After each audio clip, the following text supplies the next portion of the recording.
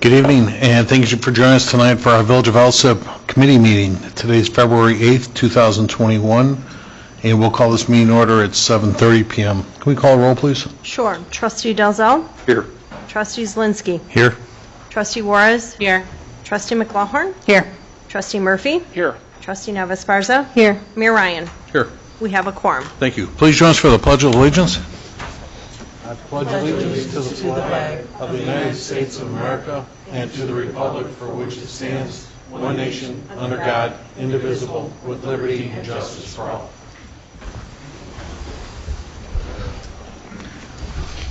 Trustees, I want to take our agenda out of order, just to address a couple of matters when we have people in-house. I don't see Joan Ross here yet, so maybe she'll show up in a few minutes. I did get a phone call right before tonight's meeting. Cook County Board President Tony Preckwinkle wanted to address the board just for 5-10 minutes on COVID-related issues. She's supposed to be available at 7:45, so we'll watch for that.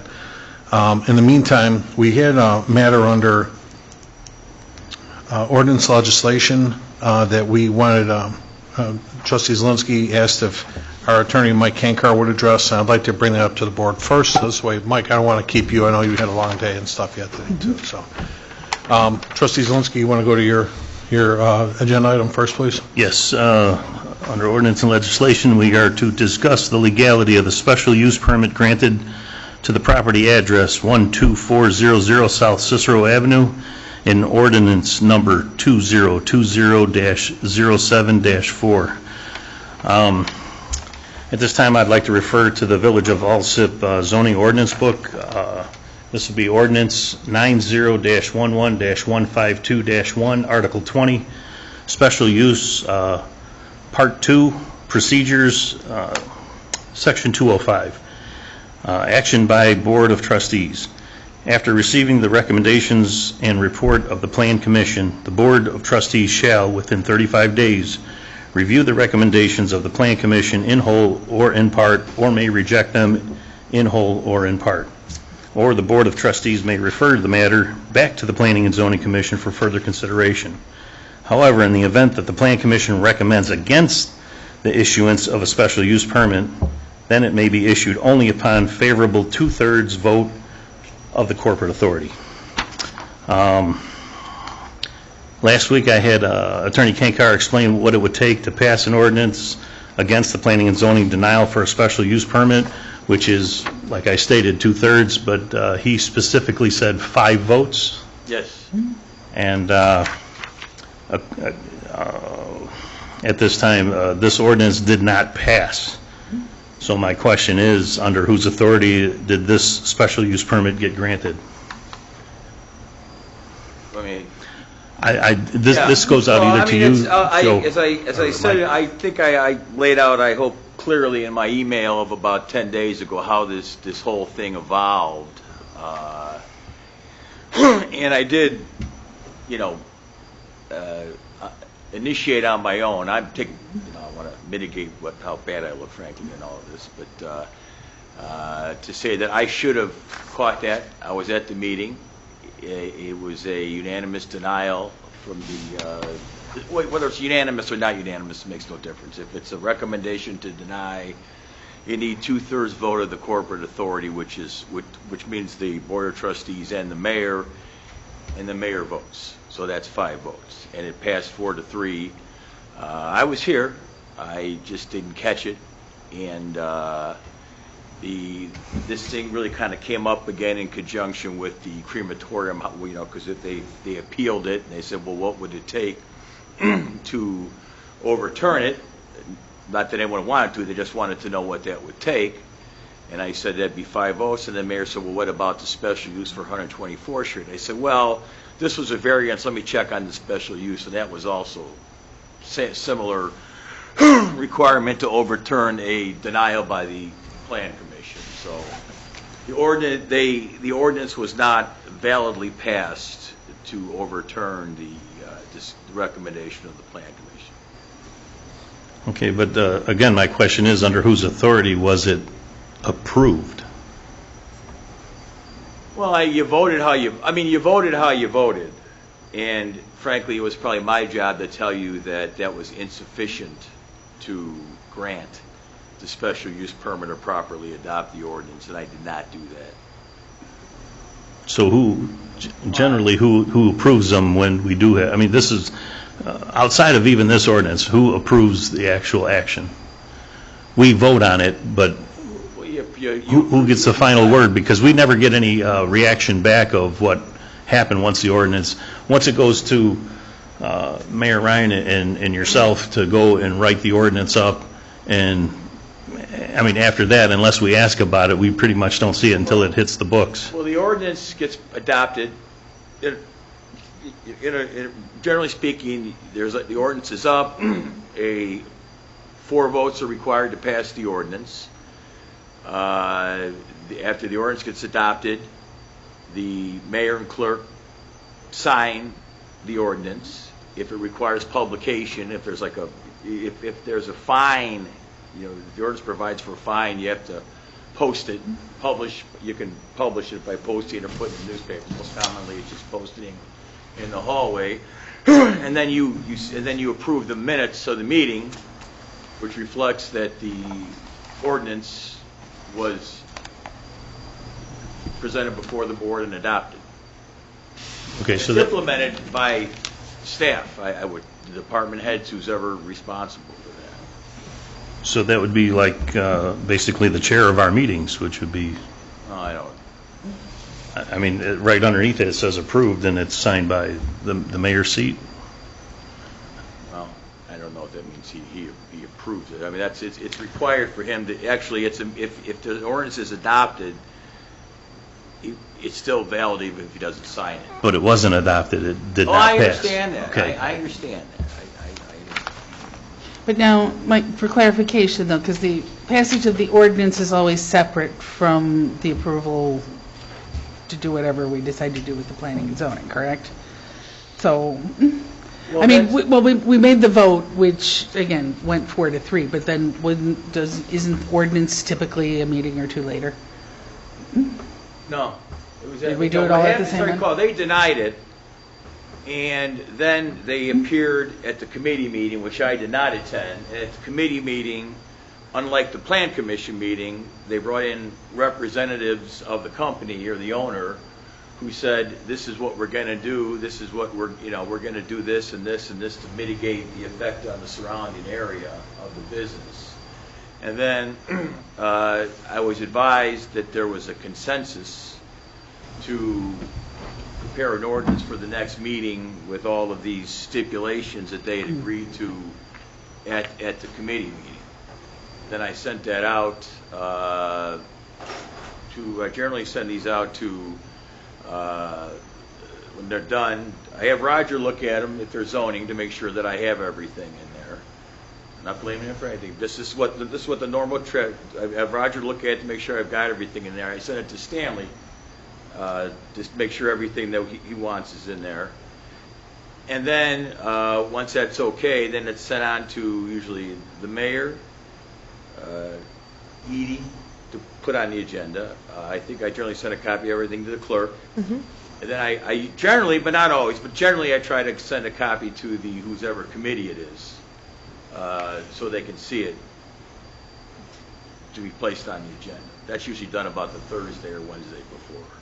Yeah, but still a consensus to add caveats or stipulations is no sense of a vote, a legalized vote for this. Fact of the matter is, planning and zoning went against this 7-0, and this board sat against it as well, 3-4. So it was adopted. I don't know if I want to say this illegally, but it was unjustly adopted. It didn't receive the appropriate authority to grant a special use permit because it needed it needed 5 votes because it was an appeal from a denial of the plan commission. So at this point, what recourse do we have as a board? Well, What are our options? You can literally do nothing, which I don't recommend, because if you know there's been a mistake, if you know there's an error, like, I came forward and said acknowledge it, I think the village has to let the property owner know that it wasn't passed by the requisite authority, and therefore the special use permit was not properly granted. And then when they open up, if they try to complete the work, and if they complete the work or do more work, or they try to operate as a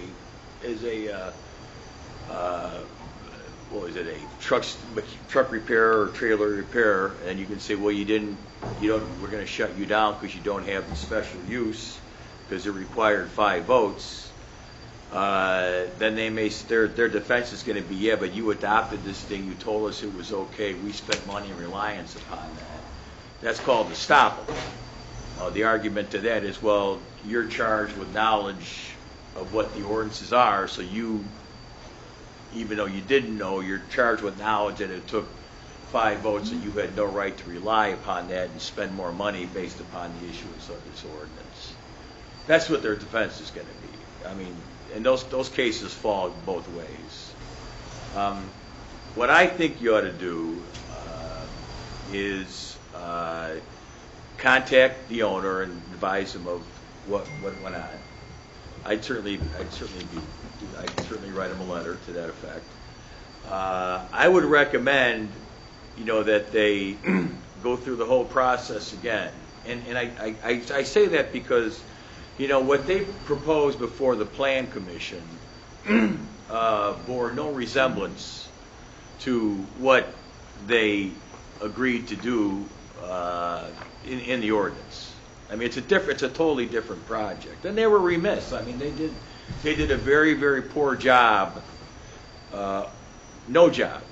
Doesn't excuse anything I did, but they did a very poor job of explaining what they were going to do to address the neighbors' concerns about, the noise, the smoke, the lack of a durable surface on the parking area, the flooding. And that's what all these conditions were designed to do, is mitigate those effects, because the property's not going to stay vacant forever, I would think. And these things would, again, I mean, it's poor land planning to have residences that close to a area that's zoned for industrial uses, but that's, I'm about 50 years past that observation. So that's what I would recommend that they do. And then you still have the zoning board still has a chance to grant or deny. People still have a chance to come in and say, we don't want this, or what are you going to do about this, and those types of things. And then it comes before the board again.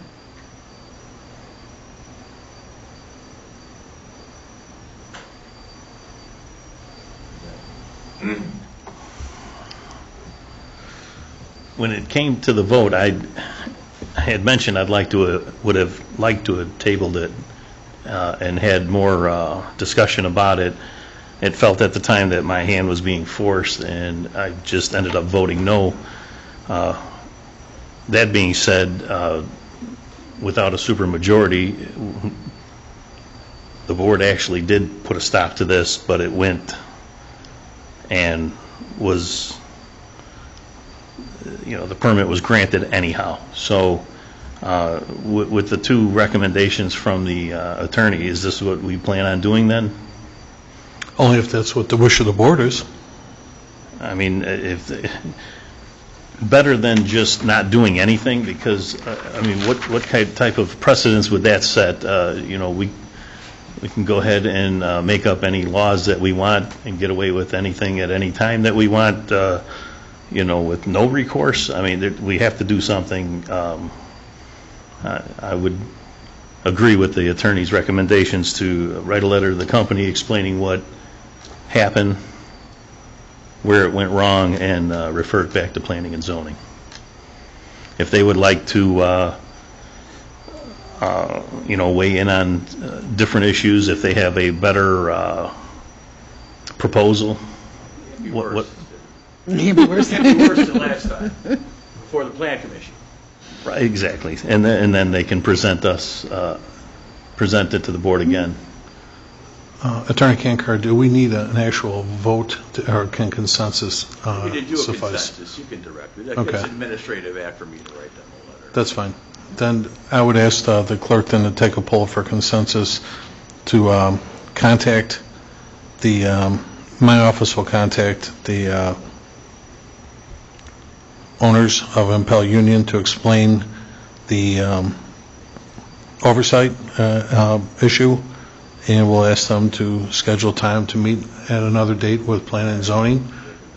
They can just reapply and Yeah. submit the same paperwork and, Well, hopefully not the first time paperwork, the second time. well, paperwork. yeah, we'll, yes. Because they've got considerable work going on at their property right now. There's Roger, sorry. Roger, what do you figure how much work do you think they've done on their property right now? I would say that they've completed about 40 to 50% of the work. They have completed the retention pond. They have completed the storm trap, which is underground 28 feet. They are in the midst of tying in all the storm drains and leveling out the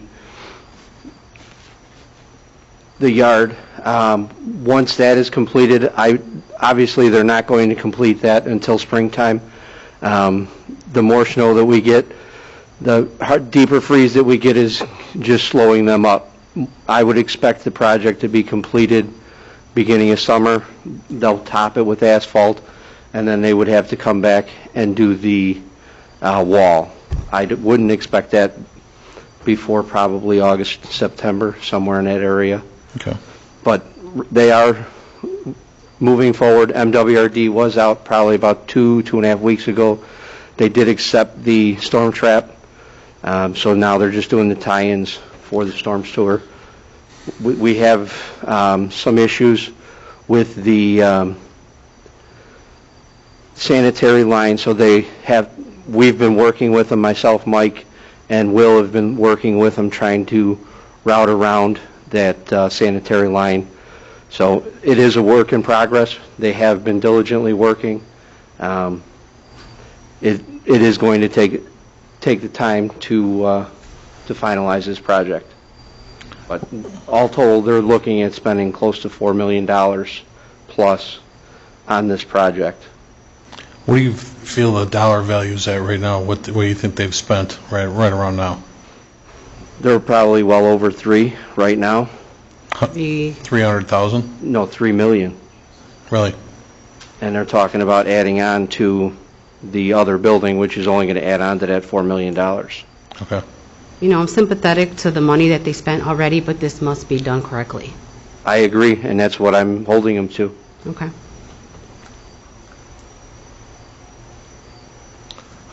So, yeah, go ahead. Okay, so this is a consensus to have the attorney write a letter to contact Impel Union? No, do you need to do that, Mike, or what? Well, you can, well, we should at least, if you're going to write it, we should coordinate. All right, I'll work with the attorney on that, yeah. Okay, so a consensus for the village Yeah. to write a letter to contact the owners at Impel Union and discuss the discrepancies that occurred? Yes. Yeah, tell them the ordinance was not properly adopted. I mean, there's no sense in convincing. Trustee Delzell. Yes. Trustee Zelinski. Yes. Trustee Juarez. Yes. Trustee McLaughlin. Yes. Trustee Murphy. Yes. Trustee Navas Barza. Yes. Okay. You have a consensus. That's fine. Mike, I'll work with you on that, okay? And thanks for coming out tonight to explain that for everybody then, too. Thanks, Mike. I'm getting some notes from Cook County Board President Tony I really Preckwinkle apologize. standing by. It was really embarrassing for me, and it was a mistake. Mary, is it okay if I ask the attorney a question on an unrelated topic?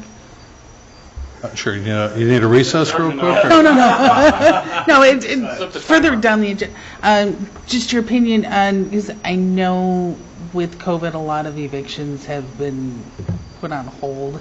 Is that just related to non-payment of rent? You know, I was speaking about the current issue over there late today. The mayor sent me some stuff on that. That's popped into my head, but I didn't look at. I don't know if it applies to the situation. Okay. So if I'll look into that. Okay, thank Right, you. that's, Yes. okay, all right. All right. Let me pipe in Board President Preckwinkle real quick. She's standing by. And we can move on with our business then, too. Thanks again, Mike.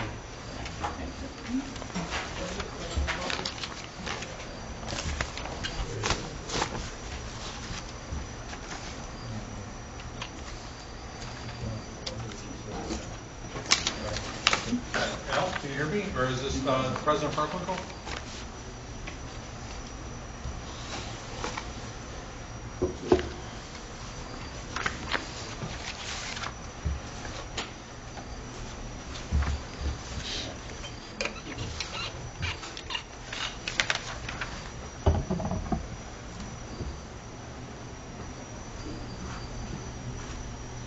Hello?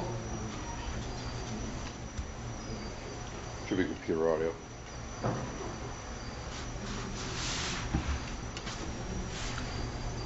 Find the computer audio. Yeah, so I just didn't. No, you got I'm it. sorry. Blue button. Okay, can you hear me? Sure enough. Very good. President Preckwinkle? Mayor Ryan? Yes, how are you, Tony? Go ahead. Good. Thank you very much. I just want to thank you and being involved for your help and support during this really difficult time for all local units of government. I just wanted to give you a quick update on where the county is. We passed our budget at the end of November. No new taxes, and I know that that's important to people in the Southland where property taxes are a real issue. In addition to our investment in a balanced budget, we also put money into what we call our equity fund, and we're investing in supporting our vaccine and contact tracing efforts. We're trying to support small businesses and contract workers in the way that we did during the height of the pandemic in the spring and summer. We put money into improving transit in the Southland, reducing fares on the Rock Island and the Metro Electric line. And we've also put resources into criminal justice reform. So we've balanced our budget and made investments in equity that I think will be helpful to people in the Southland. I also wanted to thank you for the investments and support that you've made in helping us deal with the pandemic. We shared CARES Act resources with all our local units of government, and I know that you got a portion of those funds. I want to encourage you as well to go after some additional county resources. March 12th is the deadline for applying for infrastructure support through Invest in Cook program, and also for community development block grant money for your social services. So I encourage you, and Al Kimball's on the line with me, I encourage you to apply for resources out of both of those pots by the 12th of March, which is the deadline. And again, I want to thank you for working with us as we try to deal with the pandemic. We've opened mass vaccination sites in Tinley Park, at the Convention Center, at Triton College. It was 2 weeks ago at Triton College in River Grove this past week. And hopefully this week we will also be opening mass vaccination sites at either Prairie State or South Suburban. So we're trying to support, in particular, our South Suburban community, because we know that we've been disproportionately impacted by the pandemic. But we are going to try to get all around the county with mass vaccination sites so that we can be sure that our residents have the opportunity to get the vaccine. But again, I want to thank everybody in Alsip, especially Mayor Ryan and all of you for your good work, and we look forward to continuing to work with you. We appreciate that, President Preckwinkle. Obviously, we understand the COVID vaccinations really are a hot commodity right now. As you said, it's great you're opening up more facilities. Is there any potential or possibility? I get calls daily at my office yet too. The village actually owns 255 and older communities here as well too. We've got a lot of senior citizens here. Is there any possibility to bring one of those locally here to the community, or are we kind of do we have like contracts with the places that you just discussed? Well, we have mass vaccination sites, but near the end of this month, we'll also be having strike teams go out to communities where we know that there's need for mobile vaccination opportunities. So what I will do is I'll ask somebody from our public health team to give you a call to let me know what the plans are for mass vaccination sites close to you and how we can support facilities that serve seniors who may not have thus far gotten vaccines. That'd be great. And also, Mr. Kindle, I just got your email with the Invest in Cook. I will share that with all my department heads tomorrow and make sure we get our application in before March 12th.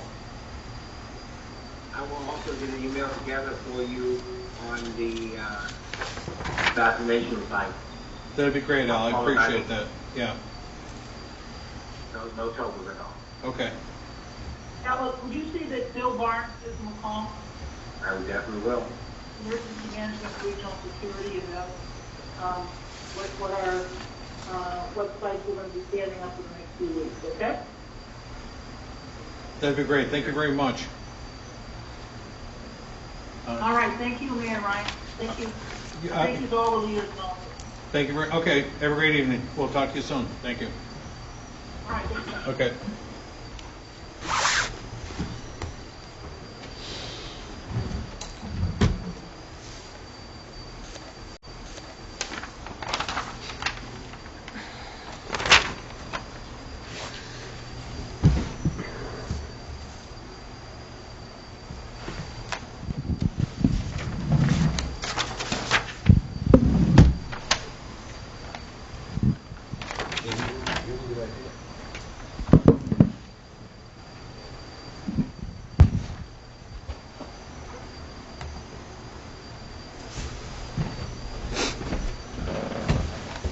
Very good. So we'll start with our meeting then. So thank you for everybody's patience on that.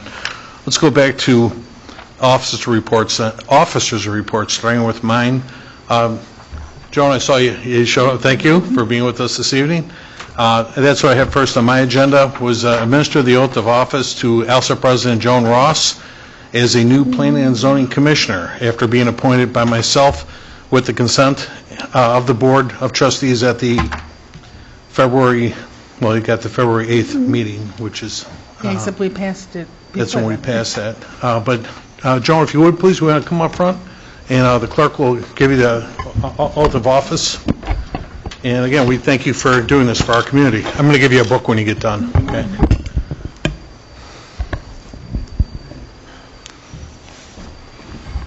How are you? Thanks for coming.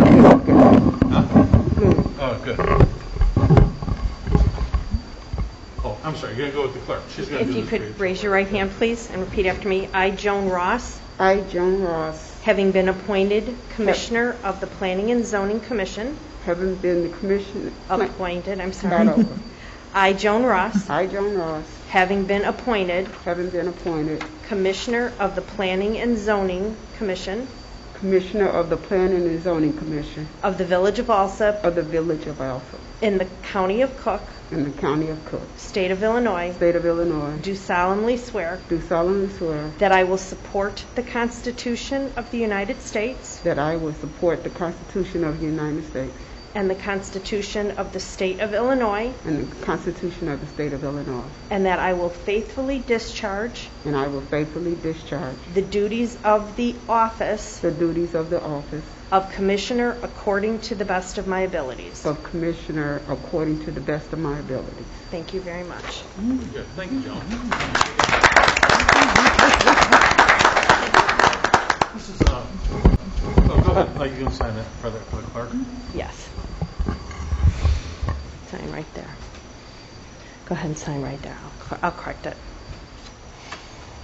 Sign there. Go ahead and sign right there for me. It's not my name. I understand. I will correct it, and I'll have another copy, but just this way, we've got you signed for today. Perfect. Thank you very much. Thanks, Joan. So, my assistant Becky put this together for you. We got a whole booklet here for understanding the duties of the office for the Building Commission, Plan Commission is what it is. And then she gave you a fob to get in and out of the building and so forth, mailbox key and stuff then too, okay? And then she put a note in here for you just to reach back out to the IT office and I'll get you an identification card and another date and stuff then too, okay? Okay. But I really appreciate you participating with our community to do this then too. I met Joan, about 4 years ago or so ago, and you've been very focused on what we do in our community, and you wanted to get engaged, and that's the way to do it and stuff then too. And I think this is a nice way of coming into our community and understanding the needs of our community then too. So thank you very much. Thank you. Okay. Have a great night. Thanks, Joan.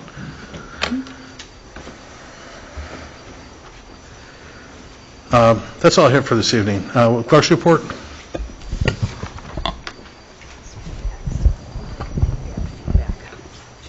Thank you, Mayor Ryan. The first three are the approval of minutes that had previously been presented for committees and hadn't been voted on. The first one is the approval of the minutes of July 8th, 2019, which had been presented on February 10th, 2020.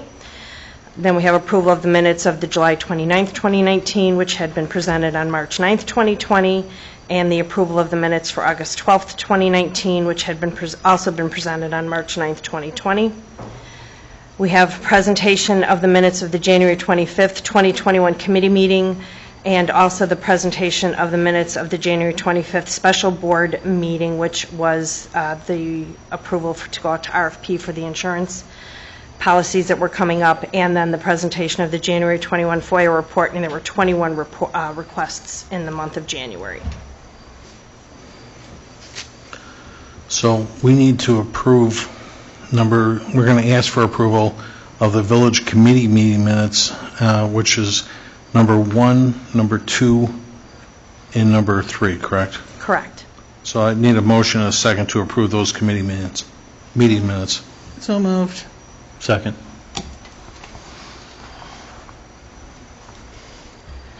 Roll call number 2 to approve items number 1, 2, and 3. Trustee Dalzell? Yes. Trustee Zelinski? Yes. Trustee Juarez? Yes. Trustee McLaughlin? Yes. Trustee Murphy? Yes. Trustee Navas-Barza? Yes. All right. Thank you very much. I'm sorry, and just for informational purposes, we have completed all the paperwork so that early voting has been secured here at Village Hall. All right. That is all, Mayor Ryan. We'll go to the public forum. Did anyone in the audience wish to address the board tonight? Nobody? We'll go to standing committee reports, starting with Finance and IT. Trustee McLaughlin. Next week, I will have the usual list of payroll and accounts payable for approval, and the next budget meeting will be on February 22nd at 6 p.m. again, Joyce? Yes.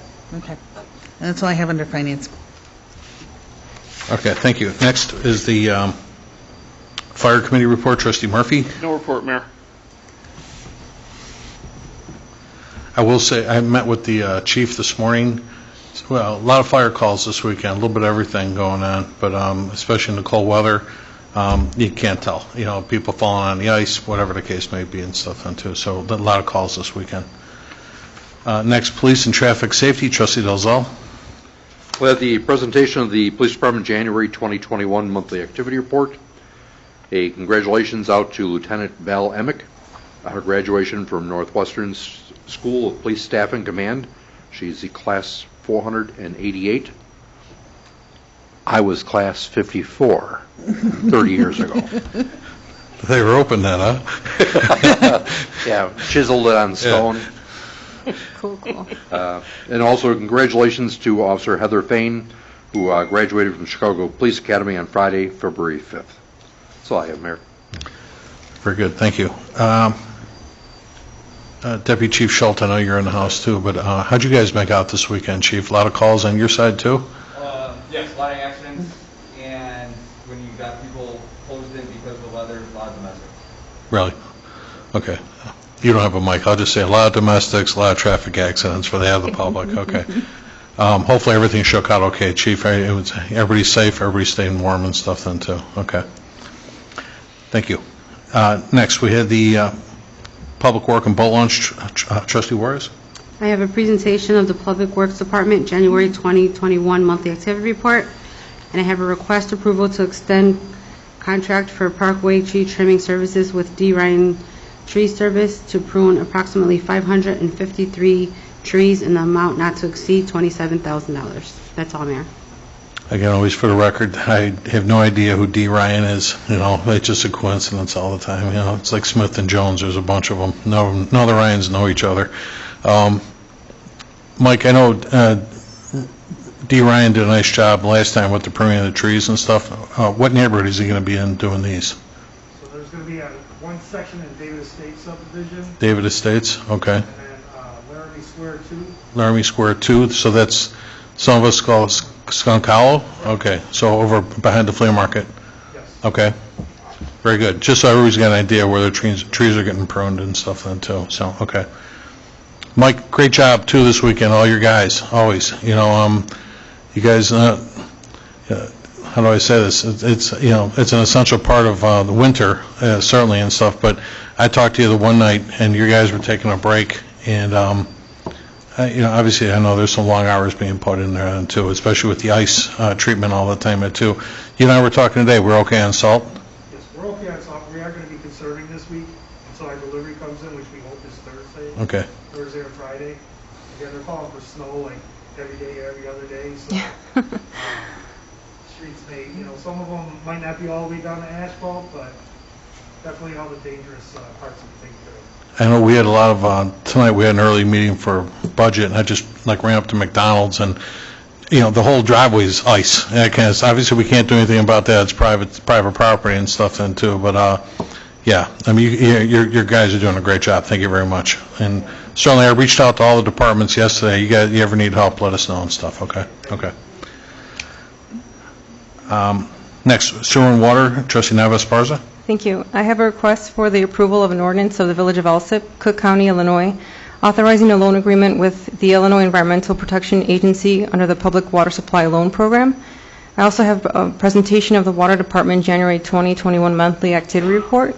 And in regards to the ordinance and agenda item 1, just some key points to highlight. The $2.6 million amount is the placeholder amount that allows the village to borrow up to without exceeding said amount. This ensures we can continue with the project if a bid comes in higher than construction estimates. The board will have a future vote on the exact loan amount once the project bids are in. And thank you to Commissioner Triben for clarifying that. Also, the current SRF loan interest rate is 1.35%.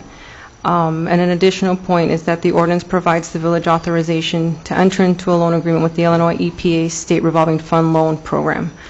I didn't have any questions about that. Other items just to highlight is there's 2 water main breaks that were recent. One involved ComEd, and Commissioner Triben provided with an update that ComEd is now doing work on that area, and then also the water main break along 119th Street, and that's taken care of as well. It's resolved. And those are my updates. We've been monitoring that one for a little bit. That's kind of right near Trustee Zelinski's house. And what happened was years ago, with Danny's, we're not sure, maybe a dozen years ago, something like that, ComEd moved a power line that's adjacent to our water main, and we couldn't get at the water main without moving the power line, and they didn't have a grid set up to support the power that we're going to disconnect to the whole industrial park over near Coca-Cola. Today was their ready date, and sure enough, they made good on the date and stuff then too. Dan, you did a great job working with all the offices. I stepped on a couple of toes, and I tell you, they came through for us. They promised us by the 8th they get started, and today they had a full fleet of trucks out there to get it going and stuff then too. And Danny showed me pictures. That's an involved process where they're at yet too. So. Yeah, they'll be out there as soon as we're done with our repair. They'll have to be back in there to reconnect that 12,000-volt line. They had to actually remove the power line in order for us to get at the water main and stuff then too. That was they had at least a dozen trucks out there today doing all they had too. So especially in 0-degree weather, no picnic for those guys. But we appreciate the hard work. And again, ComEd came through with their promise to have a grid ready for us, and that's the most important thing. We were patient.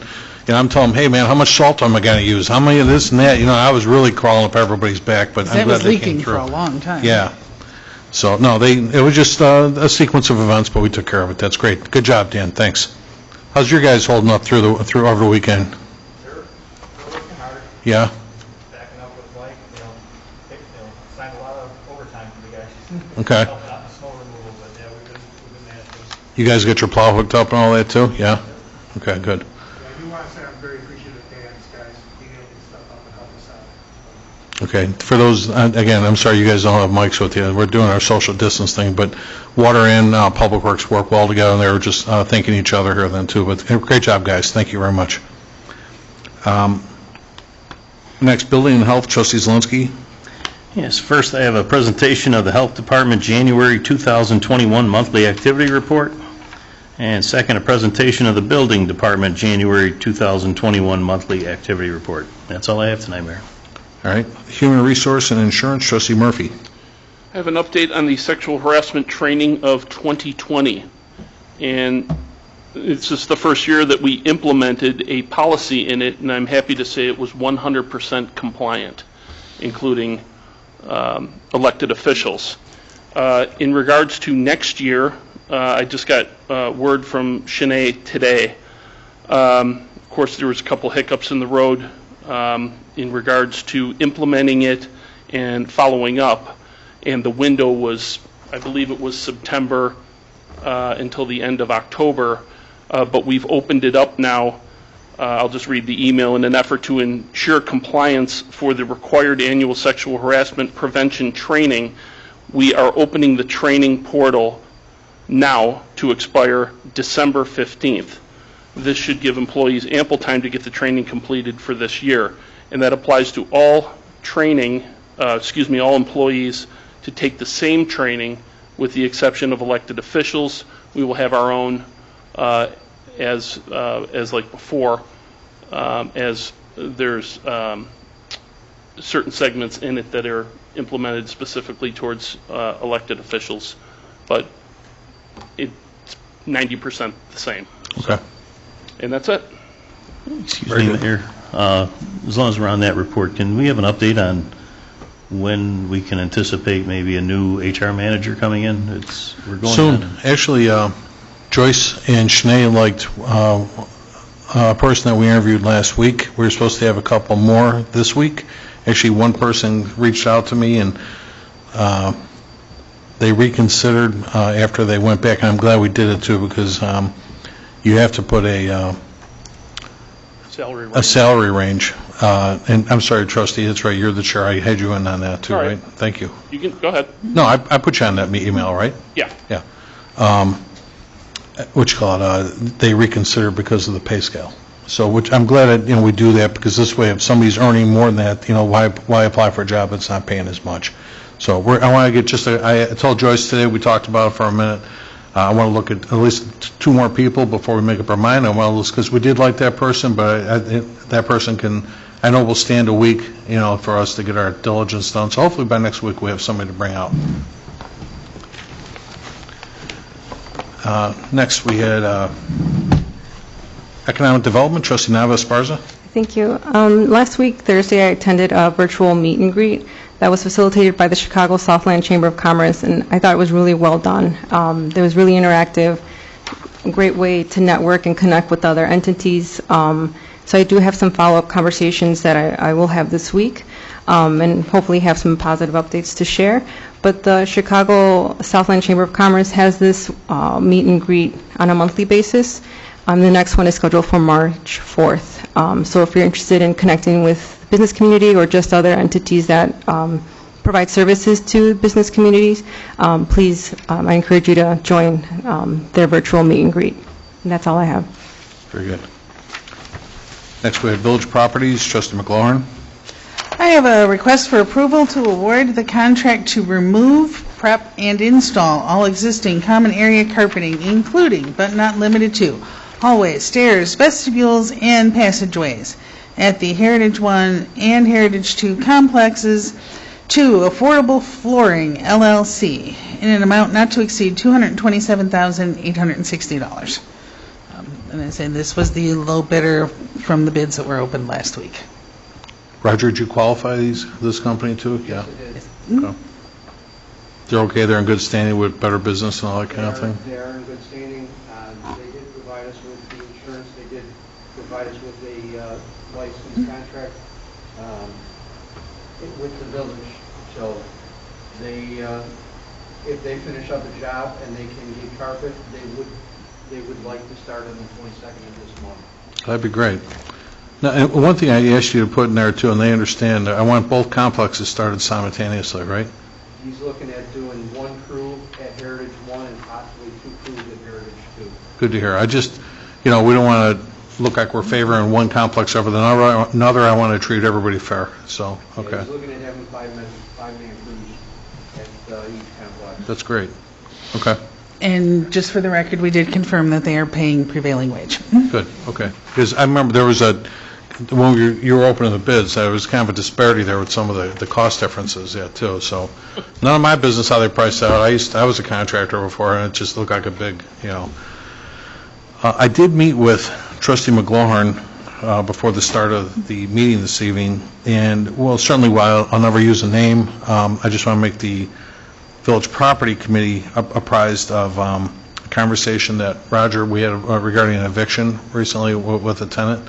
And I spoke to the relative of the tenant tonight before the meeting, and just told her I would address it with the board, just to say, actually, I went back and looked at our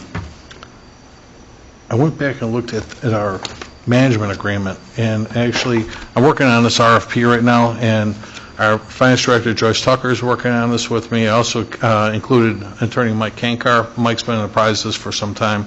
They're working without obviously we appreciate Zeiler representing us right now, but they are working without a contract at this time, which is still fine.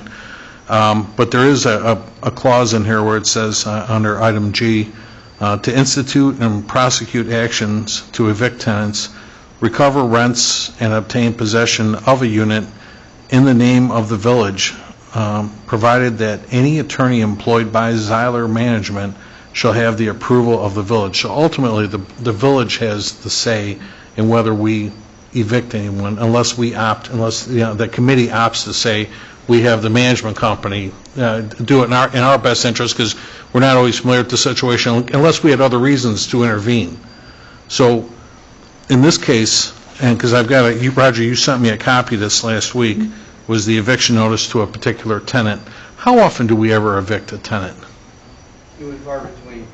I hardly ever hear these. I've been here for 3.5 years, and I almost never hear this come up. Yeah, typically, seniors pay their bills.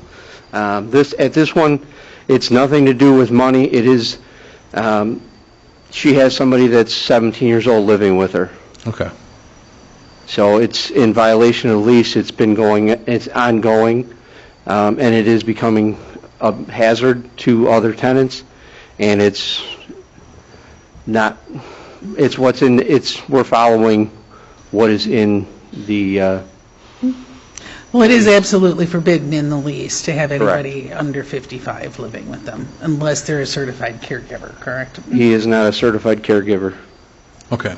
So I wanted to just bring this up only because I had spoken to a relative of the tenant who was trying to, was basically appealing to the village to see if there was anything more we could do. And I did share emails that I've got copies of with Zeiler Management, with Sue Waddell, and said that you were involved with this, that you did confirm that this is a valid reason to evict this particular person. It's been an ongoing problem, is what we're being told. So unless the board wanted to have more oversight, or I don't use the word oversight, unless the board wanted to intervene, do we want to just work with the management company, as far as the committee would have say in that first yet, too? Do we just want to take a consensus to allow the management company to proceed? Because otherwise, we would never use names or anything like that, but we're relying on the professionalism of a management company that we hired, that we have a contract with to do this. I just want to make sure that we're, when somebody appeals to my office, trying to get past the management company, obviously nobody's ever going to agree with somebody that is disagreeing with them.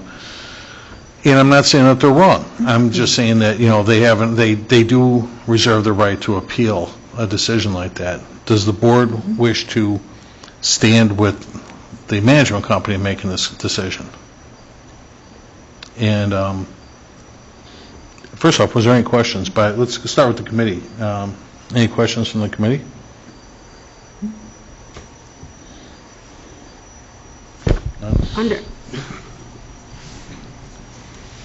I understand what the lease says. No one under 55 is supposed to live there with them. But there are circumstances going on. Can't we just give the 17-year-old the option to move? I think they have already, haven't they? That's already been done. I don't agree. That's already been exhausted.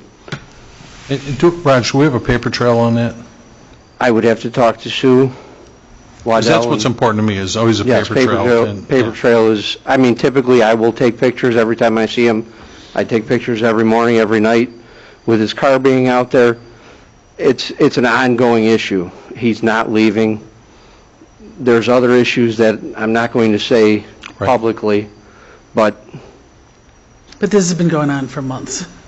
a lot longer than that. And trustee, I did ask that question of Roger before, and I got the same answer, I mean, verbatim. Yeah, I definitely would recommend we stand behind Zeiler Management with the eviction. We will do the due diligence, follow with the paperwork, follow with the pictures, and move forward if that's what you guys so choose, but that's what I would recommend. If nothing Thank you else, for your we just, recommendation, but I don't agree. But that, I'm just one person. I don't agree with that. if nothing else, and again, this is, everybody just heard this 5 minutes ago, so, I mean, it's nothing that we need to make a game call on today, but we can certainly revisit this next week and stuff then, too. Okay, you want to say something, trustee? We hire a company Mhm. to professionally manage our asset. We've had this company performing this service for decades. I don't understand why we would change on that now. I'm agreeing with you. I'm There's just pointing out rules. when somebody appeals. There's been attempts to relieve that nicely, and at some point in time, the rule is rule. So if we're in favor that the rule is improper, then we should address the rule. I don't think the rule is improper, my opinion. Right. We hire the company, we pay them to sit there and to do it, manage the asset, let them do their job. And that's great, but there's other circumstances. We don't know the backstory, like you just said, we were just told. How do we know if the child's parents died and now he's with the grandmother? How do we know, something happened and now he's with an aunt or whoever this is to him? Instead of making the circumstances worse, why can't we help or find another way? But again, you may know that, we don't, we were just told. If you allow one, you allow 512. That's the way you have to look at this. Because if you allow one 17-year-old to live there, you're going to allow 512 units to be filled with kids. Again, but not everybody's circumstance is the same. We don't know the You backstory. can't look at circumstances, This you have to look at black and If we kick white. out this family, they can both be homeless. But we don't care because that's not our family. If it was my son or my grandmother being put out, I would care. I mean, even though it's not my grandmother or my son, I still care. So again, I don't know the backstory. Something could have happened to this boy's parents that he has to live with whoever it is that he's living with, and they may not have other family. They may not have other people. But instead of helping and making the situation better, just putting them out in the street is the answer. That's great.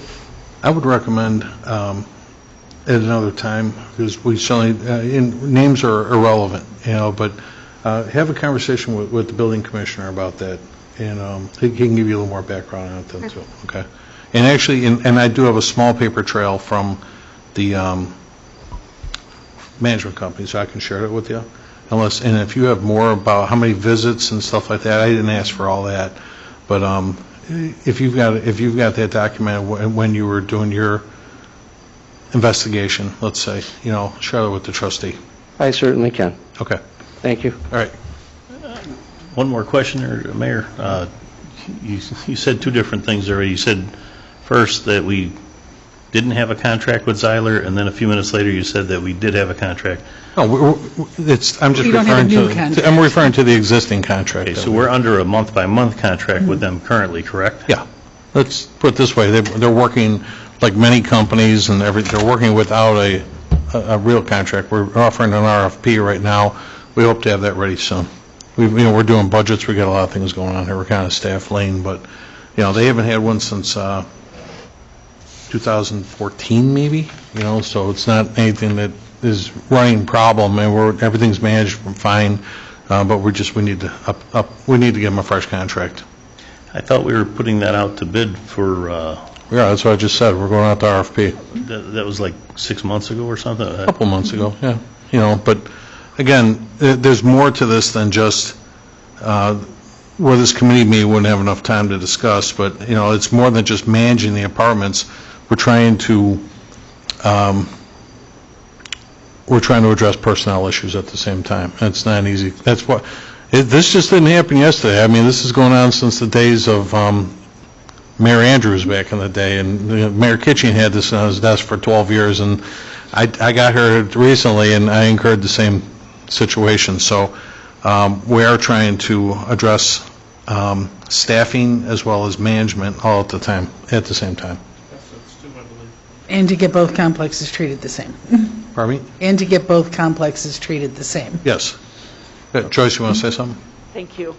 We will address this, and I would actually, at the budget meeting for Village Properties and for Heritage 1 and 2, and at that time, I would also like to request an executive session because we will be discussing employment. So, That's what I'm saying. We'll take this as a whole, right? yeah. Okay. So, this is coming. This Yes. whole discussion is coming. Right. Okay. Thank you. I just had a question related to the clubhouses. Have those been opened to the seniors? I asked them to. They did, Raj, right? I talked to management last week. Yes, they were both open last week to 25% capacity. Okay, great. I don't think, I was told by one of the social groups that they're not going to use them though right now, even though they're available. Heritage 2 said they were not going to use them at all until everybody was comfortable. Right. And they regardless of the fact that they're available to them, they don't want to use them until our communities feel safer with the COVID situation as it is. And I'm like, fine, I just want to let you know we were making it available to you. They're like, no, we understand, but they want to get out, they want to be, like you said, they want to be really sure that they're safe being together and all that kind of thing. These are senior citizens, some are super seniors, and they want to really be careful about that, which I can appreciate. Okay. There's no meetings right now, no bingo, no nothing going on, right? Not at this time. Right. Okay.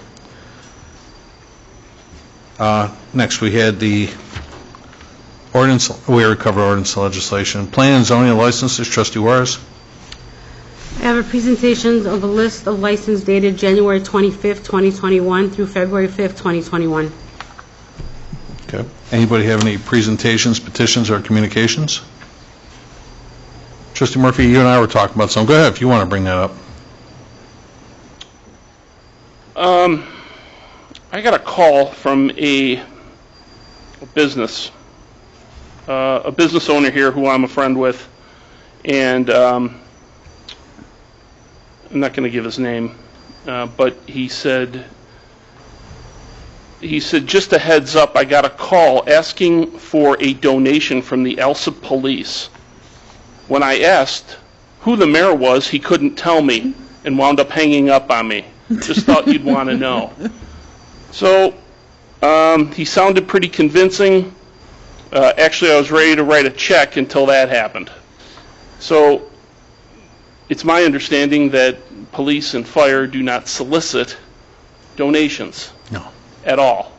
So if you get a phone call from a Mike Thompson, and we looked up the number, and it was... You and I just did that. Yeah. You just got this day. We just, We looked up the it's number. coming out and of Peatone somewhere, Yeah, that kind of and thing. it's a frivolous number, Yeah. but just for the record, the Alsip Police Department or the Fire Department does not solicit donations over the phone. Please do not engage with these people, and certainly do not send them money. This is a scam, and That's all I have. I'll speak to the chief tomorrow, but we'll post that on social media and our website so people Sure. see that. So the email that I got today on the village side from the barrister and... Nope, I responded to that guy. He's okay, you know? Yeah. I tell you, I got that same email, and, which got... Friend 33? I don't want to say which friend I am, but I'm just one of the friends,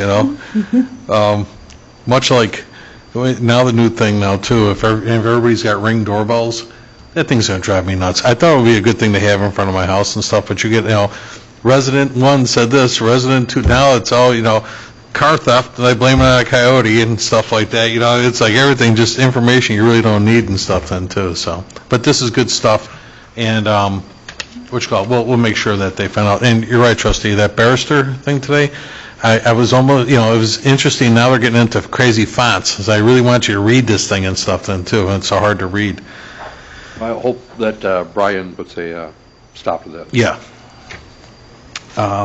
Did anyone have any unfinished business? Any new business? Then can I get a motion to adjourn? So moved. Second. All in favor? Aye. Thank you. We'll adjourn this meeting at 8:30. Everyone enjoy the rest of your evening, and try and stay warm.